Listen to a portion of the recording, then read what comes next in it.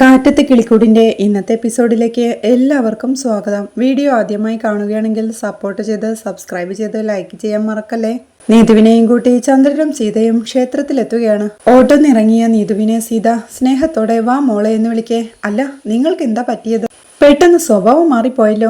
നമ്മൾ ഒന്നിച്ച് ഈ അടുത്ത കാലത്തൊന്നും അമ്പലത്തിൽ വന്നതായിട്ട് എനിക്ക് ഓർമ്മയില്ല എന്നൊക്കെ നീതു പറയുന്നുണ്ടെങ്കിലും അമ്മ അഖിലിനെ തിരയുകയായിരുന്നു. അതുകൊണ്ട് നീതു, നിങ്ങൾ ആരെ ഈ നോക്കുന്നത്? മൊത്തം സ്വഭാവത്തിൽ ഒരു ചുറ്റിക്കളി മണക്കുന്നുണ്ടല്ലോ. എന്താ നിങ്ങളൊന്നും മിണ്ടാത്തെ? എന്തോ പ്ലാൻ ഉണ്ടെന്ന് തോന്നുന്നല്ലോ.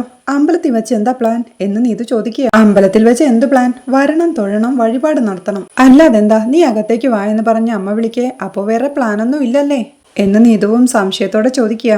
നീ വാ മോളെ എന്ന് അച്ഛൻ പറയെ സീതവളെ അമ്പലത്തിലേക്ക് കൂട്ടിക്കൊണ്ടു പോവുകയാ. ശ്രീകോവിലിന് മുന്നിൽ ചെന്ന് നിന്ന് അവർ പ്രാർത്ഥിക്കുകയാ. നീതു മനസ്സിൽ പ്രാർത്ഥിക്കുന്നുണ്ട്, ഈശ്വര ഭഗവാനെ, എനിക്കും ഹരീഷിനും കല്യാണം നടക്കാൻ അനുഗ്രഹിക്കണേ. അപ്പുറത്ത് അമ്മയും ഇന്നത്തെ വിവാഹം ശുഭകരമായിട്ട് കഴിയണേ ഭഗവാനെ എന്ന് പ്രാർത്ഥിക്കുന്നുണ്ട്. നീതു വീണ്ടും പ്രാർത്ഥിക്കുന്നുണ്ട്, കല്യാണം കഴിഞ്ഞ് ഇതേ അമ്പലത്തിൽ വെച്ച് ഞങ്ങൾ ഒരുമിച്ച് വഴിപാട് നടത്തിക്കോളാം ദൈവമേ.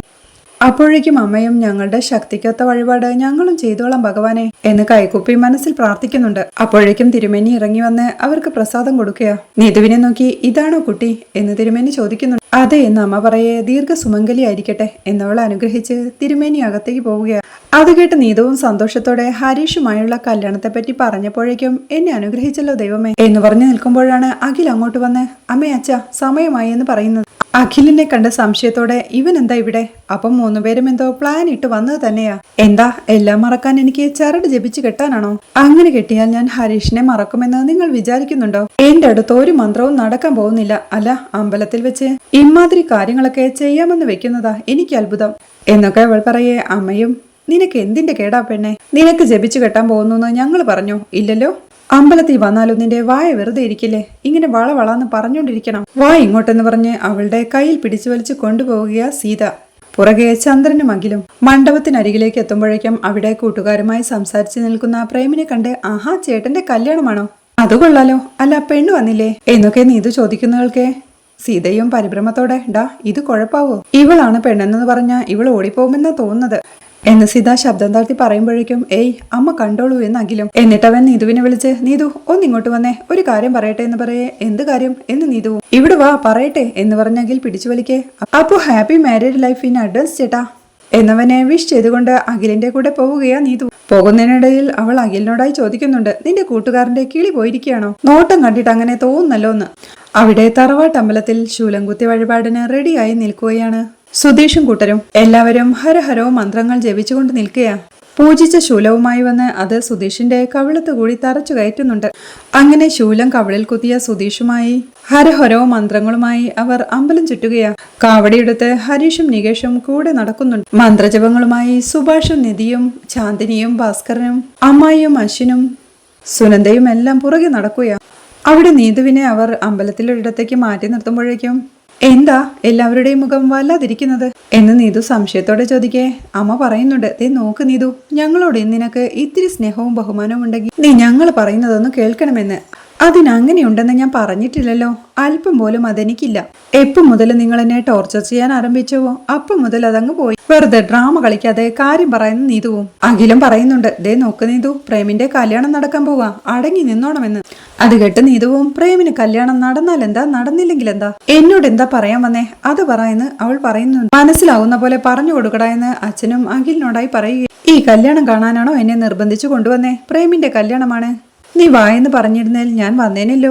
അല്ല, പെണ്ണ് വീട്ടുകാർ ഇതുവരെ വന്നില്ലേ എന്ന് നീതു ചോദിക്കേ. അഖിൽ പറയുന്നുണ്ട്, നീ തന്നെ ആടി പെണ്ണ്, നിനക്കും പ്രേമിനുമായി ഇവിടെ കല്യാണം നടക്കാൻ പോകുന്നതെന്ന്. അത് കേൾക്കേ നീതു പൊട്ടിച്ചിരിക്കുമ്പോഴേക്കും എന്താടി നീ ചിരിക്കുന്നേ? അവൻ പറഞ്ഞത് സത്യമാ. ശരിക്കും നിന്റെ കല്യാണമാ നടക്കാൻ പോകുന്നത് അമ്മയും. അത് കേട്ട് നീതുവും നിങ്ങൾ എന്താ കളിയാക്കുകയാണോ എന്ന് ചോദിക്കേ. അതേടി, കളിയാക്കുക. കല്യാണത്തിന്റെ പേരിലാണല്ലോ കളിക്കാൻ നിൽക്കുന്നത്. നീ ആദ്യം ചിരി നിർത്തി കാര്യം മനസ്സിലാക്ക് എന്നമ്മ പറയുന്നുണ്ട്. അച്ഛനും പറയുകയാ, നീതു എന്ത് സംഭവിച്ചാലും നിന്നെ ആ കിളിക്കൂട്ടിലേക്ക് കല്യാണം കഴിച്ചു കൊടുക്കുന്ന പ്രശ്നമില്ലെന്ന്. അങ്ങനെ സംഭവിച്ചാൽ പിന്നെ ഈ നാട്ടിൽ തല ഉയർത്തി നടക്കാൻ പറ്റില്ല. പിന്നെ നിന്റെ ചേട്ടന്റെ ജീവിതത്തെയും അത് ബാധിക്കും എന്നച്ഛൻ പറയുന്നതൾക്ക് ഈ മരപ്പട്ടന്റെ ജീവിതം എങ്ങനെയായാലും എനിക്കെന്തായെന്ന് നീതുവും. അത് കേട്ടെങ്കിൽ ദേഷ്യത്തോടെ അവൾ അടിക്കാനായി ചെല്ലുമ്പോഴേക്കും അമ്മ അവനെ തടയുക.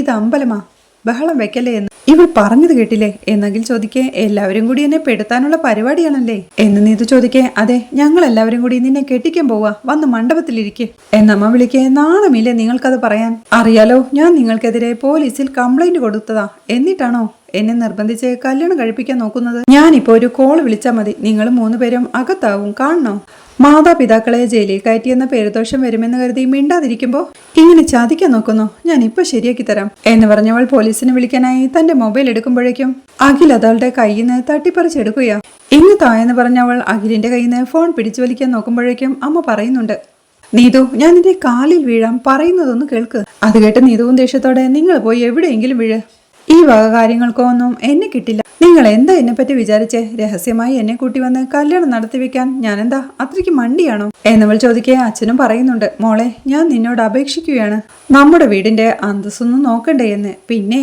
സ്വന്തമായി വീടില്ലാത്ത അന്തസ്സല്ലേ അതിലും അന്തസ് ഹരീഷിന്റെ വീട്ടുകാർക്കുണ്ട് ഞാനേ എന്റെ കാര്യം നോക്കി പോവാ എന്ന് പറഞ്ഞ് അവൾ പോവാൻ തുടങ്ങുമ്പോഴേക്കും അഖിൽ അവളുടെ കയ്യിൽ പിടിച്ചു നിർത്തി നീ അങ്ങനെ എങ്ങോട്ടും പോവില്ലെന്ന് പറയുന്നുണ്ട് വിടടാ എന്ന് പറഞ്ഞ് അവൾ കുതറി മാറാൻ ശ്രമിക്കുന്നുണ്ടെങ്കിലും അച്ഛൻ അപ്പോഴും പറയുകയാണ് നീ ഇതിനെ സമ്മതിച്ചില്ലെങ്കിൽ ഞാനും നിന്റെ അമ്മയും പിന്നെ ജീവനോടെ കാണില്ല നോക്കിക്കോ എന്ന് ആയിക്കോട്ടെ നല്ല ഇനം വിഷം വേണമെങ്കിൽ ഞാൻ വാങ്ങിക്കൊണ്ടുവരാം എന്നവൾ കൂസലില്ലാതെ പറയുന്നവൾക്ക് ഈശ്വര അമ്പലത്തിൽ വെച്ച് നീ എന്തൊക്കെ ഈ പറയുന്നത് എന്ന് അമ്മയും ചോദിക്കുന്നുണ്ട് അമ്പലത്തിൽ വെച്ച് ഇങ്ങനൊരു കാര്യം ചെയ്യാൻ പറയാം അത് തെറ്റല്ലേ നിങ്ങൾ എന്ത് നാടകം വേണമെങ്കിലും കളിച്ചോ പക്ഷേ ഞാൻ കല്യാണം കഴിക്കുമെന്ന് വിചാരിക്കണ്ട ഇതെന്റെ ജീവിതമാ ഇത് വെച്ച് കളിക്കാൻ ഞാൻ ആരെയും സമ്മതിക്കില്ല എന്ന് നീതു തീർത്തു പറയുന്നുണ്ട് നീ എന്തൊക്കെ പറഞ്ഞാലും ആരും നിന്നെ സപ്പോർട്ട് ചെയ്യാൻ പോകുന്നില്ല ഇന്ന് ഇവിടെ വെച്ച് പ്രേം നിന്നെ വിവാഹം കഴിക്കുകയും ചെയ്യും എന്നാകിലും വെല്ലുവിളിക്കേ നീ ഞൊട്ടും നിനക്ക് പ്രേമിനെ ആരെക്കൊണ്ടെങ്കിലും കെട്ടിക്കണമെന്ന് നിർബന്ധമാണെങ്കിലേ നീ തന്നെ അങ്ങ് കെട്ട് എന്ന് നീതുവും പറയുന്നുണ്ട് അത് കേൾക്കെ സീതയും ഡി വെറുതെ ഷാർട്ടയും പിടിക്കണ്ട ഈ കല്യാണത്തിന് നിനക്ക് സമ്മതമല്ലെങ്കിൽ ഞങ്ങൾ 3 പേരും നിനക്ക് ആരുമായിരിക്കില്ല ഓർത്തോ എന്ന് പറയേ നീതുവും ദേഷ്യത്തോടെ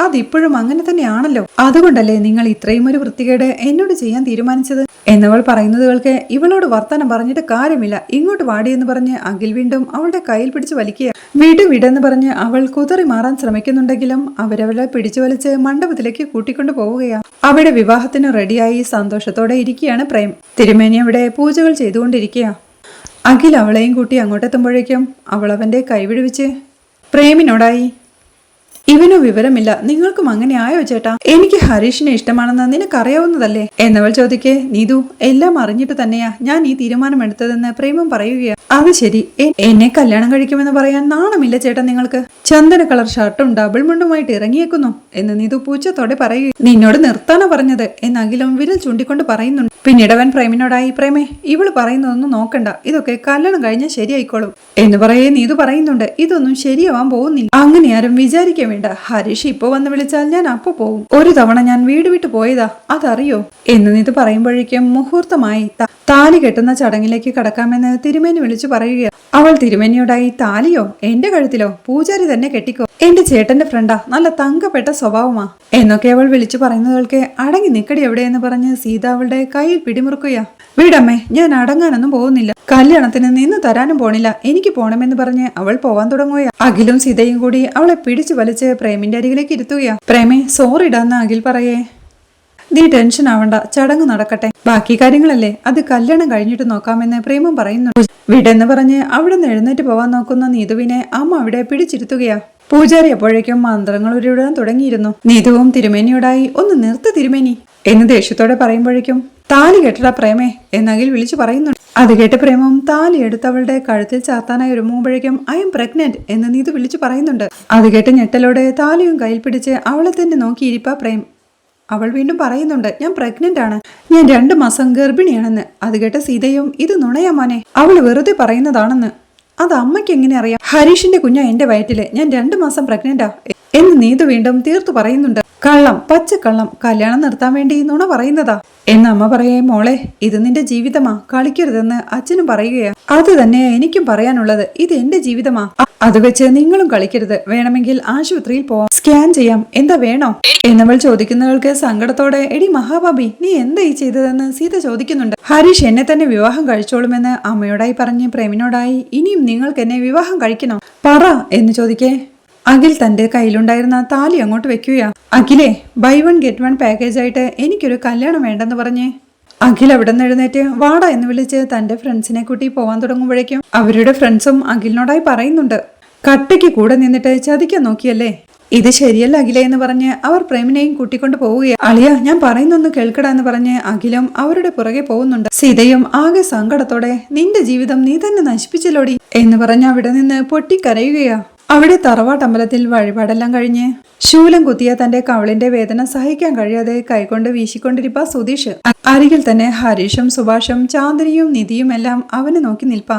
സുധീഷേ, വേദനയുണ്ടോ എന്ന് സുഭാഷേട്ടൻ വിളിച്ച് ചോദിക്കുക. അപ്പോഴാണ് നിധിയും സുധീഷേ വേദനിക്കുന്നുണ്ടോ എന്ന് വിഷമത്തോടെ ചോദിക്കുന്നു. സോറി, ഒരു നല്ല കാര്യത്തിനല്ലെന്ന് വിചാരിച്ചിട്ടാ ഞാൻ എന്നവൾ ടെൻഷനോടെ പറയേ. അത് സാരമില്ലെന്ന് പറയാൻ തുടങ്ങിയ സുധീഷ് കവിള് വേദനിച്ച് കവിളും തടവയും മിണ്ടാതിരിക്കുക. കുടിക്കാൻ എന്തെങ്കിലും വേണോടാന്ന് സുഭാഷേട്ടനും ചോദിക്കുക. അങ്ങോട്ട് ഓടി വന്ന നികേഷും ചേട്ടാ എല്ലാവരോടും അമ്പലത്തിന്റെ മുന്നിലേക്ക് ചെല്ലാൻ പറഞ്ഞെന്ന് പറയുക. ഇനി എന്തിനാ, ഇനിയും കുത്തോ എന്ന് പേടിയോടെ സുധീഷും ചോദിക്കുക. ചേട്ടൻ വായെന്ന് പറഞ്ഞ് ഹരീഷും കൂട്ടരും അവനെയും കൂട്ടിക്കൊണ്ടു പോവുകയാ. പിന്നീട് ഉറഞ്ഞു തുള്ളുന്ന വെളിച്ചപ്പാടിന്റെ മുന്നിൽ കൈകൂപ്പി നിൽക്കുകയാണ് സുഭാഷും കൂട്ടരും. വെളിച്ചപ്പാട് ഉറഞ്ഞു തുള്ളി സുഭാഷിനോടും കൂട്ടരോടുമായി പറയുന്നുണ്ട്, അവസാനം അമ്മയുടെ സന്നിധിയിൽ എത്തിയല്ലേ, ഇനിയെല്ലാം നന്നായി വരും, എല്ലാ തടസ്സങ്ങളും നീങ്ങും. ഇനി മാസത്തിൽ ഒരിക്കലെങ്കിലും അമ്മയെ വന്ന് കണ്ടോളൂ. നടക്കാതെ പോയ കാര്യങ്ങളെല്ലാം നടക്കും. ഇനി എന്തെങ്കിലും അമ്മയോട് ചോദിക്കാനുണ്ടോ എന്ന് വെളിച്ചപ്പാട് ചോദിക്കുമ്പോഴേക്കും സുഭാഷേട്ടന്റെ കല്യാണം എപ്പോ നടക്കുമെന്നറിയാൻ എന്ന് നിധി പറയുന്നുണ്ട്. തടസ്സങ്ങളെല്ലാം മാറിയിരിക്കുന്നു. നടക്കാതെ പോയ കല്യാണം നടക്കും, നടന്നിട്ടും ഉറയ്ക്കാതെ പോയ കല്യാണം ഉറയ്ക്കും എന്ന് വെളിച്ചപ്പാട് പറയുന്നതുകൾക്ക് സുധീഷ് സന്തോഷത്തോടുകൂടി നിധിയെ നോക്കുക. കുടുംബത്തിൽ മുഴുവൻ ഇനി ഐശ്വര്യം വിളയാടും, ഒരു സംശയവും വേണ്ട, അമ്മ കൂടെയുണ്ടെന്ന് പറഞ്ഞ് വെളിച്ചപ്പാട് പൂക്കളറിഞ്ഞ് അനുഗ്രഹിക്കുമ്പോഴേക്കും അത് ചെന്ന് വീഴുന്നത് പ്രാർത്ഥനയോടെ കണ്ണടച്ച് കൈകൂപ്പി നിൽക്കുന്ന സുഭാഷിന്റെയും ചാന്ദിനിയുടെയും തലയിലാണ്. അത് കണ്ട് സുനന്ദയും നിധിയും എല്ലാം പുഞ്ചിരിയോടെ സന്തോഷത്തോടെ അവരെ തന്നെ നോക്കി നിൽപ്പാ. സുഭാഷിന്റെ തലയിൽ വീണ പൂക്കളെല്ലാം ചാന്ദിനി തട്ടിക്കൊടുക്കുന്നുണ്ട്. പിന്നീട് സുഭാഷ് ചാന്ദിനിയും കൂട്ടി നാട്ടിലെ കാഴ്ചകൾ കാണാൻ ഇറങ്ങിയിരിക്കുകയാണ്. കളിച്ചിരികളോടെ ഓരോ കാഴ്ചകളും കണ്ട് അവർ സന്തോഷത്തോടെ നടന്നു നീങ്ങുകയാ. പിന്നീട് സുധീഷ് തന്റെ വേദനയുള്ള കവിളും തടവി ആ വീടിന്റെ സീറ്റൗട്ടിൽ ഇരിക്കുമ്പോഴാണ് അങ്ങോട്ട് വന്ന നിധി അവനോടായി എന്താ ഇവിടെ വന്നിരിക്കുന്നേ എന്ന് ചോദിക്കുന്നത്. ഏയ് വെറുതെ ഇങ്ങനെ ചുമ്മാ എന്ന് സുധീഷ് പറയേ. എങ്ങനെയുണ്ട്, ഇപ്പൊ വേദനയുണ്ടോ എന്ന് നിധിയും ചോദിക്കുക. ഏയ് ഒട്ടും ഇല്ലെന്നൊരു ചിരിയോടെ അവൻ പറയേ. അവൾ അവന്റെ അരികിലേക്ക് ചെന്ന് അവന്റെ കവിൾ പിടിച്ചു നോക്കി. ഒരു ചെറിയ പാടേയുള്ളൂ, അങ്ങനെ അറിയില്ലെന്ന് പറയുന്നുണ്ട്. സുധീഷും പറയുക, ആദ്യം ഞാനൊന്ന് പേടിച്ചു, ഇപ്പൊ കുഴപ്പമില്ലെന്ന്. നിധി അവന്റെ അരികിലേക്കിരുന്ന് അവിടെ കവിളിൽ പൊത്തുന്ന ഭസ്മത്തിനും മഞ്ഞളിനും പ്രത്യേക ശക്തിയാണെന്ന് തോന്നുന്നു, അല്ലെങ്കിൽ ഇങ്ങനെ പെട്ടെന്ന് മാറില്ലല്ലോ എന്ന് അവൾ പറയുന്നുണ്ട്. അതെ അതെ, എന്നാലും സാരമില്ല, സുഭാഷേട്ടന് വേണ്ടിയിട്ടല്ലേ. സുഭാഷേട്ടന് വേണ്ടി നിധിക്ക് അങ്ങനെ പ്രാർത്ഥിക്കാൻ തോന്നിയത് നന്നായി കേട്ടോ എന്നവൻ പറയുന്നുണ്ട്. അതെന്താന്ന് അവൾ ചോദിക്കേ. അല്ല, എന്തെങ്കിലും ദോഷമുണ്ടെങ്കിൽ അതങ്ങ് മാറി കിട്ടുമല്ലോ എന്ന് സുധീഷ് പറയേ. ഞാൻ പക്ഷേ സുധീഷ് അത് ചെയ്യുമെന്ന് വിചാരിച്ചില്ല എന്ന് നിധിയും പറയുന്നുണ്ട്. താൻ നേർന്നു പോയില്ലേ, ചെയ്യാതെ പറ്റില്ലല്ലോ എന്ന് സുധീഷും. അങ്ങനെ അവർ ഇരിക്കുമ്പോഴാണ് സുധീഷ് നിധിയോടായി തനിക്ക് ബോറടിക്കുന്നുണ്ടോ എന്ന് ചോദിക്കുന്നു. എന്താ എന്നവൾ ചോദിക്കേ. അല്ല, എനിക്കിങ്ങനെ ഇരുന്നിട്ടെ വല്ലാത്തൊരു ബോറടി എന്നവൻ പറയേ. ശരിയാ എന്ന് നിധിയും പറയുന്നുണ്ട്. ആണോ, എന്ന് നമുക്ക് പുറത്തൊക്കെ ഒന്ന് പോയി കറങ്ങിയിട്ട് വന്നാലോ എന്നവൻ ചോദിക്കേ. എവിടെ പോവാൻ എന്നവൾ ചോദിക്കുന്നു. നല്ല സ്ഥലമല്ലേ, ചുമ്മാ നമുക്കൊന്നിങ്ങ് കറങ്ങിയിട്ട് വരാമെന്നേ. പോവാം എന്നവൻ ചോദിക്കേ. ശരി, ഞാൻ പറഞ്ഞതൊക്കെ ചെയ്തതല്ലേ, സമ്മതിച്ചു എന്ന് നിധിയും. പോവാം എന്നവൻ വീണ്ടും സംശയത്തോടെ ചോദിക്കേ. പോവാന്നേ എന്നവൾ പറയേ. എന്ന് ശരി, എന്നതെ നമുക്ക് അതിൽ പോവാമെന്ന് പറഞ്ഞ് മുറ്റത്ത് കിടന്ന സൈക്കിൾ ചൂണ്ടിക്കാണിക്കുക സുധീഷ്. എനിക്ക് സൈക്കിളിൽ പോയി പരിചയമില്ലെന്ന് നിധി പറയേ. അതൊക്കെ ഞാൻ കാണിച്ചു തരാം, ഇയാള് വാ എന്ന് പറഞ്ഞ് സുധീഷ് അവളെ നിർബന്ധിച്ച് എഴുന്നേറ്റ് പോയി സൈക്കിളിൽ കയറുകയാ. നിധി എഴുന്നേറ്റ് വരുമ്പോഴേക്കും അവളോട് പുറകിലേക്ക് കയറാനായി സുധീഷ് പറയുക. അവൾ കയറുമ്പോഴേക്കും സുധീഷ് സൈക്കിളും എടുത്ത് പോകുന്നുണ്ട്. ചായ കുടിച്ചുകൊണ്ട് സീറ്റ് ഔട്ടിലേക്ക് വന്ന നികേഷ് ആ കാഴ്ചയെ നോക്കി നിൽക്കുമ്പോഴാണ് ഹരീഷ് അങ്ങോട്ട് വരുന്നത്. ഹരീഷേട്ടാ അത് നോക്കിയേ എന്നവൻ സന്തോഷത്തോടെ പറയേ. അമ്പടി, എവിടേക്കാണാവോ പോണേ എന്ന് സുധീഷും ചിരിയോടെ പറയുന്നുണ്ട്. നിധിയെയും കൊണ്ട് സന്തോഷത്തോടെ നാട്ടിലെ കാഴ്ചകളും കണ്ട് സൈക്കിൾ ഒളിച്ചു പോകുന്ന സുധീഷും മനസ്സിൽ പറയുന്നുണ്ട്. എന്റെ ദൈവമേ, എന്നും ഇങ്ങനെ സന്തോഷമായിട്ടിരിക്കാൻ അവസരം തന്നൂടെ നിനക്ക് എന്ന് മനസ്സിൽ പറഞ്ഞ് നിധിയെ വിളിച്ച്, നിധി നല്ല തണുത്ത കാറ്റുണ്ടല്ലേ എന്ന് ചോദിക്കുക. ഇയാൾ ആരാ, നിവിൻ പോളിയാണോ എന്ന് നിധിയും. അയ്യോ, ഞാൻ കാര്യമായിട്ട് പറഞ്ഞതാണെന്നേ, ഈ നാട്ടുംപുറത്തിന്റെ ഒരു പ്രത്യേകത അതാ, നല്ല ഫ്രഷ് എയർ ആയിരിക്കുമെന്ന് സുധീഷും. ഹലോ, ഞാനും ഒരു നാട്ടുംപുറത്ത് തന്നെയാ വളർന്നത് എന്ന് നിധി പറയേ. അത് ശരിയാണല്ലോ, തക്കലയെന്ന ഓണം കേറാ മൂലയിൽ നിന്നാണ് ഭവതി വന്നതെന്ന് നോം അറിഞ്ഞില്ല എന്ന് സുധീഷ് കളിയൊക്കെ. അത് ശരിയാ, ഞാൻ ഓണം കേറാ മൂലയില്ല, പക്ഷേ സ്വഭാവത്തിൽ നിങ്ങളെക്കാളും ഒക്കെ പരിഷ്കാരമുണ്ട് എന്ന് നിധി പറയുന്നതുകൾക്ക് ചമ്മലോടെ ഇരിക്കുന്ന സുധീഷിനെ കാണിക്കുന്നിടത്താണ് ഈ എപ്പിസോഡ് അവസാനിക്കുന്നത്. വീട്ടിലെത്തിയ നീതുവിനെ വീണ്ടും അമ്മ ചോദ്യം ചെയ്യുന്നുണ്ടെങ്കിലും താൻ പ്രഗ്നന്റ് ആണെന്ന വാദത്തിൽ അവൾ ഉറച്ചു നിൽക്കുകയും സീത ദേഷ്യത്തോടെ സുഭാഷിനെ വിളിച്ചിക്കാര്യം പറയുന്നതുമെല്ലാമാണ് നാളത്തെ എപ്പിസോഡിലെ വിശേഷങ്ങൾ. വീഡിയോ ഇഷ്ടമായാൽ സപ്പോർട്ട് ചെയ്ത് സബ്സ്ക്രൈബ് ചെയ്ത് ലൈക്ക് ചെയ്യാൻ മറക്കല്ലേ.